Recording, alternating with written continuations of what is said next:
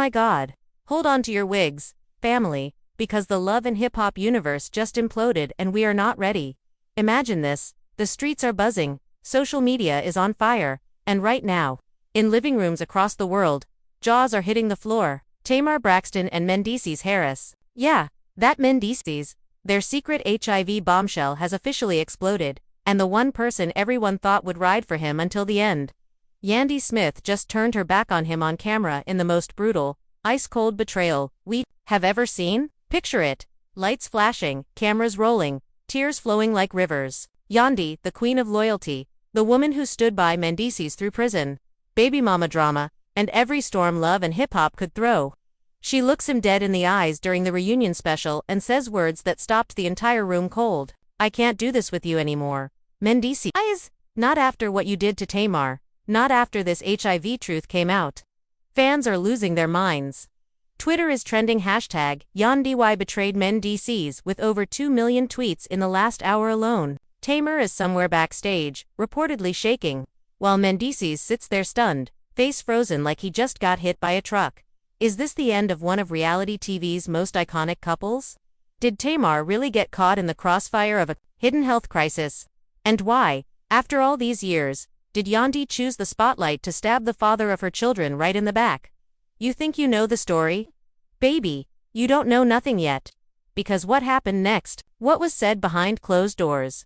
The accusations, the screams, the receipts, that dropped like atomic bombs. It's about to get so much messier.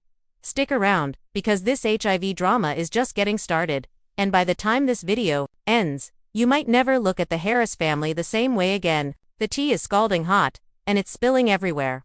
Okay, so here we go. The drama is unfolding right now, and it starts with that reunion stage, where the lights were bright, the tension was thick, and Yandy Smith Harris walked out looking like she was ready to end it all. Mendeecees was already seated in his usual spot, trying to play it cool, but you could see the sweat on his forehead. Even from the back row, the host asked the first question about the rumors swirling around Tamar Braxton and Mendeecees' connection, and before anyone could blink, Yandy snatched the mic like it was her last stand. I'm done protecting lies, she said, her voice shaking. But strong. I stood by you through everything. Mendeecees' prison, the kids, the endless drama, but this crosses every line I ever drew. The audience gasped. Cameras zoomed in tight on Mendeecees' face.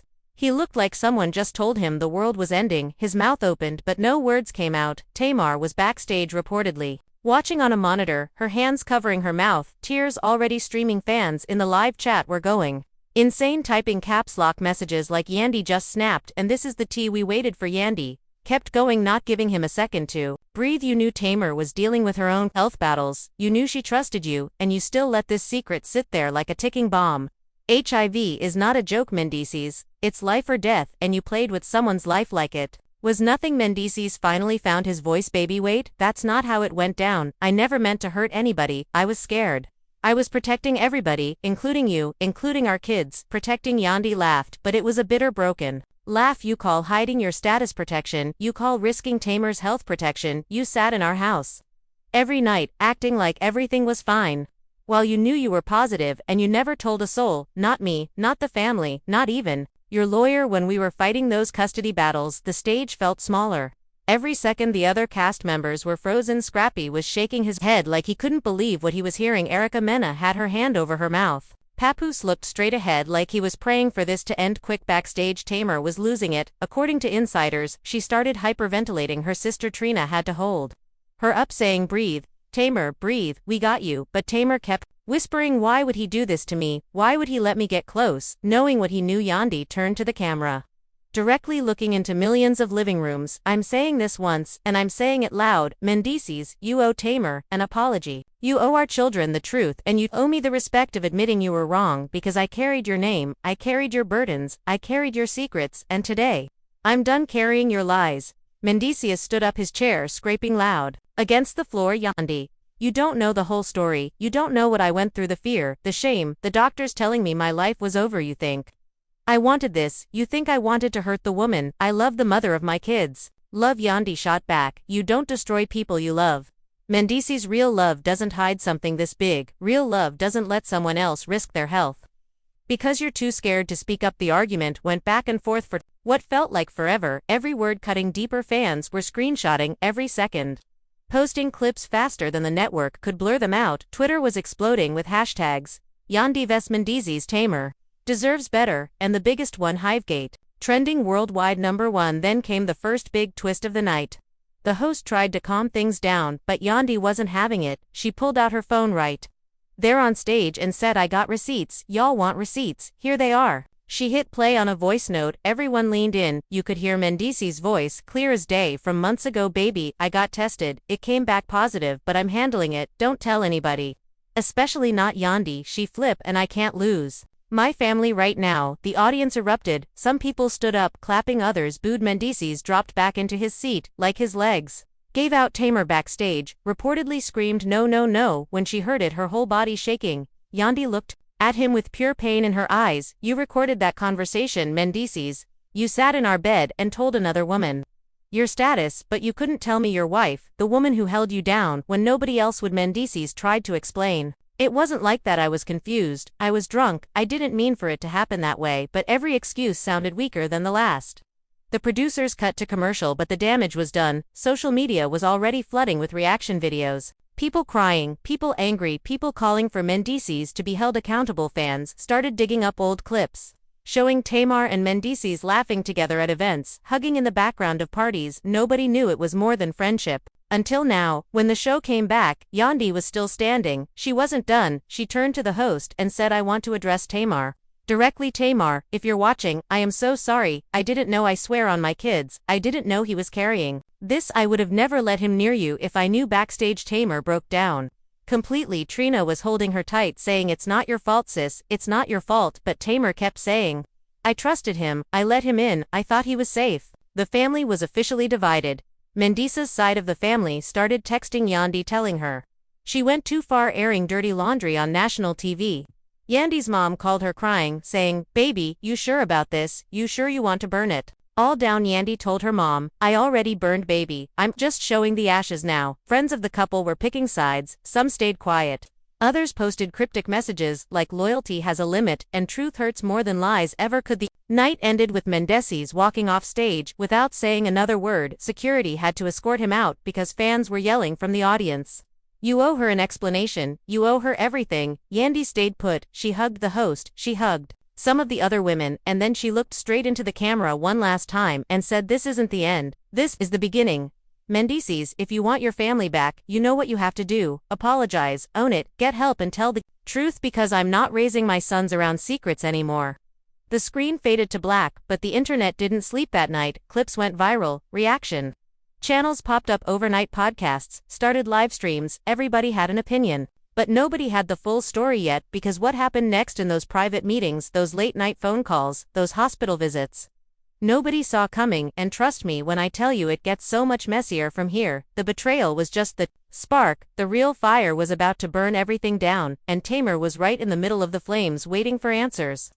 Nobody wanted to give the commercial break, felt like it lasted forever, but when the lights came back up, the energy in the studio had shifted from shock to straight-up war. Yandy was still standing, her arms crossed, her eyes locked on Mendeecees, like she was daring him to lie one more time. Mendeecees had his head down now, elbows on his knees, looking smaller than anyone had ever seen him on television. The host tried to regain control, saying, okay, let's take a breath everybody," but nobody was breathing easy. Then Tamar's voice cut through the speakers. She had demanded to be patched in from backstage. "No more hiding, no more watching from the shadows.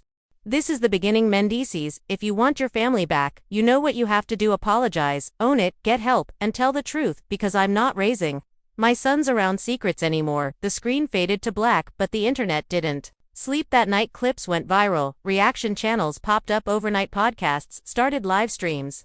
Everybody had an opinion, but nobody had the full story yet, because what happened next in those private meetings, those late-night phone calls, those hospital visits, nobody saw coming. And trust me when I tell you, it gets so much messier from here. The betrayal was just the spark. The real fire was about to burn everything down, and Tamar was right in the middle of the flames, waiting for answers. Nobody wanted to give the commercial break, felt like it lasted forever, but when the lights came back up, the energy in the studio had shifted from shock to straight up War Yandy was still standing, her arms crossed, her eyes locked on Mendeecees. Like she was daring him to lie one more time, Mendeecees had his head down.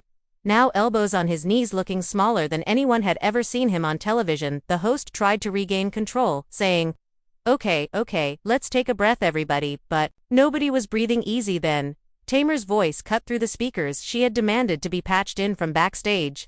No more hiding, no more watching from the shadows. The monitor lit up, and there she was, Tamar Braxton, eyes red, puffy, but fierce. She didn't even wait for permission, she just started talking. Mendeecees, you looked me in my face, you held my hand, you told me I was safe with you, you knew you were positive, and you still touched me, still kissed me, still made promises. You knew you couldn't keep. How could you do that to another woman? How could you do that knowing what HIV means, knowing the fear, the stigma, the medication, the lifelong fight? Mendeecees lifted his head finally, his voice cracked. Tamar, I swear I was gonna tell you. I was getting my head together, I was scared of losing you, scared of what people would say, scared of everything. I never wanted to hurt you, baby, you gotta believe that. Believe you? Tamar laughed through her tears, the same bitter sound Yandy had made earlier. You want me to believe the man who hid his status from his own wife?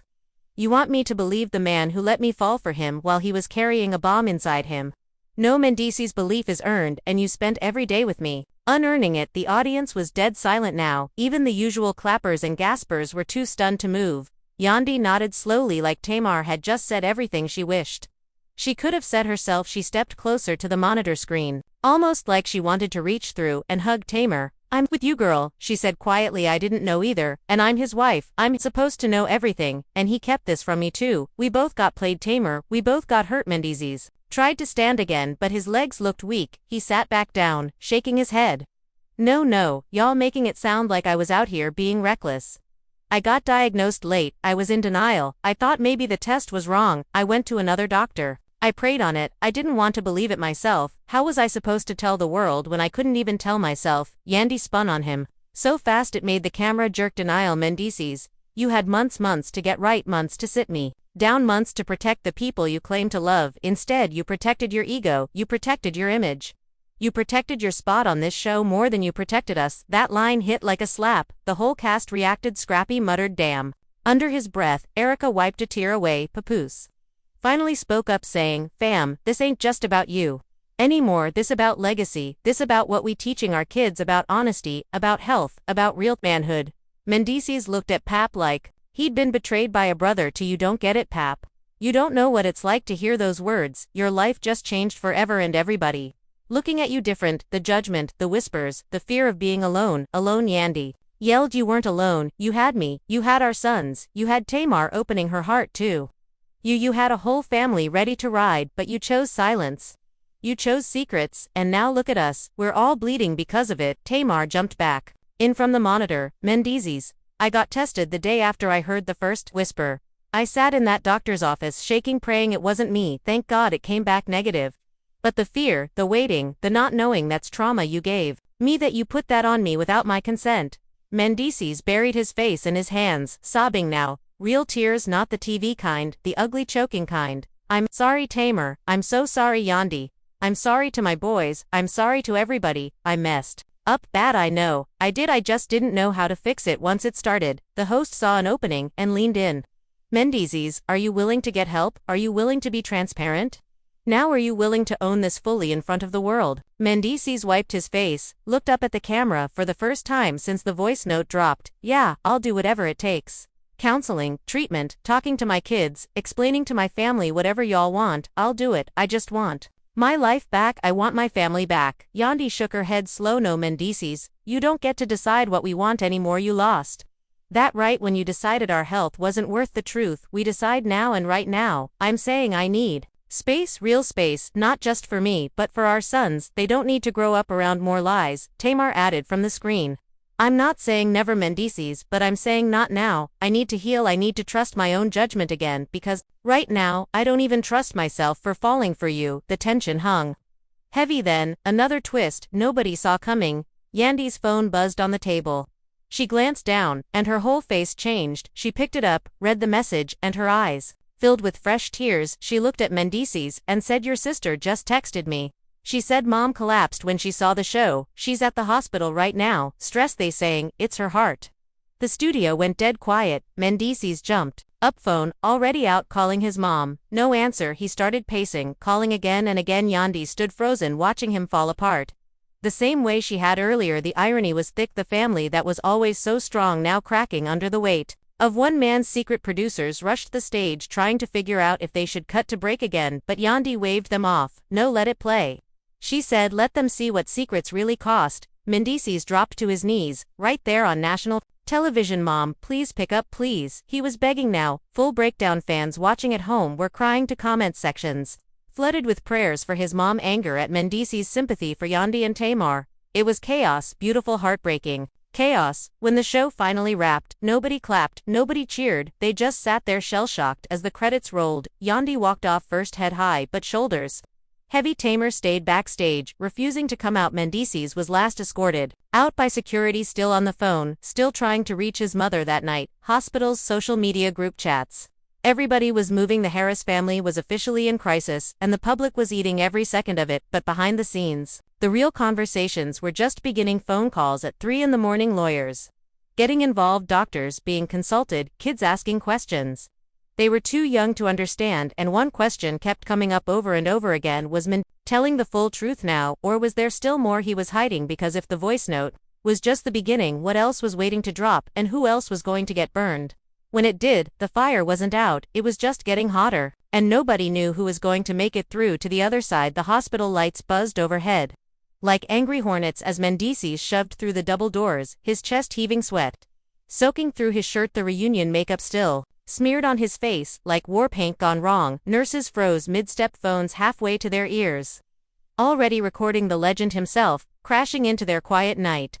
He didn't see them, he only saw the sign for ICU, and bolted toward it screaming, "Mom, Mom, where is she? Somebody tell me she's okay." A young doctor stepped in front, blocking his path with a firm hand on his shoulder. "Calm down, sir, she's stable, but you need to breathe before you cause another scene." Mendeecees shoved the hand away, eyes bloodshot. "You don't understand, that's my mother in there, because of me, because of what I did on national television. Let me see her now." They led him through the hallway, stretched forever, every step echoing like a death march. He reached the room, pushed the door open, and there she was, his rock, his queen, tiny under the white sheets, tubes snaking from her arms, oxygen mask fogging with every shallow breath. Her eyes snapped open the second he stepped inside, sharp, accusing, full of a mother's heartbreak that cuts deeper than any knife. "Why, Mendeecees?" she rasped. "Why would you hide something this deadly from the people who gave you life, from the woman who carried your name, from that girl who trusted you with her heart? We didn't raise no coward, we raised a man." He collapsed into the chair, knees buckling, face crumpling. "Mom, I thought if I kept it quiet it wouldn't be real. I thought the meds would fix it and nobody would ever have to suffer. I was trying to shield y'all from the pain, from the looks, from the judgment. Please believe me, I never wanted this." She reached out, trembling fingers, brushing his cheek. "You think?" Swarming like vultures, flashes exploding, fans holding signs, "Justice for Tamar. Yandy was right, get tested." Mendeecees. Yandy stepped out of the black SUV, sunglasses hiding red-rimmed eyes. Her sister right behind her, protective hand on her back. They pushed through the screaming crowd, heads high, ignoring every question. "Is it over, Yandy? Are you divorcing him?" Tamar's lawyer, involved inside the elevator ride, felt eternal. Yandy stared at the numbers, climbing, whispering to herself, "I can do this. For Mama, I can do this." Then the doors opened. She walked the hallway like it was a battlefield, every step measured until she reached the room, paused, hand on the knob, took one deep breath, and pushed inside. Mendeecees looked up, hope flickering, then die-in when he saw her face stone cold. She didn't speak to him, didn't even glance long, just crossed to the bed, took his mother's free hand, and sank into the chair. "Mama, I'm here, and I'm not leaving your side." His mom's eyes fluttered open, saw Yandy, and a tear slipped down her cheek. "Thank you, baby, thank you for still loving this broken family." Yandy leaned in, pressed a kiss to her forehead. "Always, Mama. Always, no matter what he does, I'll never stop loving you." Mendeecees watched them, the two most important women in his life, holding hands across the bed, while he sat on the outside looking in the silence.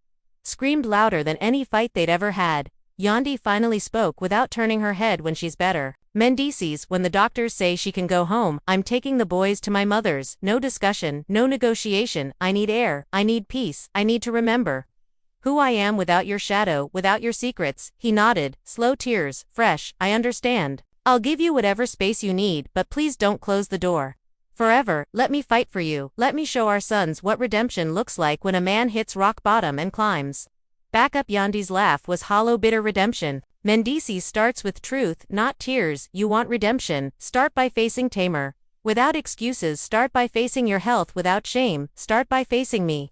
Every single day, until I believe you're safe to love again. Until then, that door stays locked, bolted, chained. The next morning the blogs erupted. Mendeecees' mother hospitalized after explosive reunion. Sources say Yandy arrived, but refused to reconcile. Heartbreak. Hospital vigil continues. Fans torn between sympathy and fury. Tamar dropped her statement like a grenade. No long essay. Just 6 words: I'm healing, protecting my peace, period. Insiders whispered she was already consulting attorneys. Emotional distress.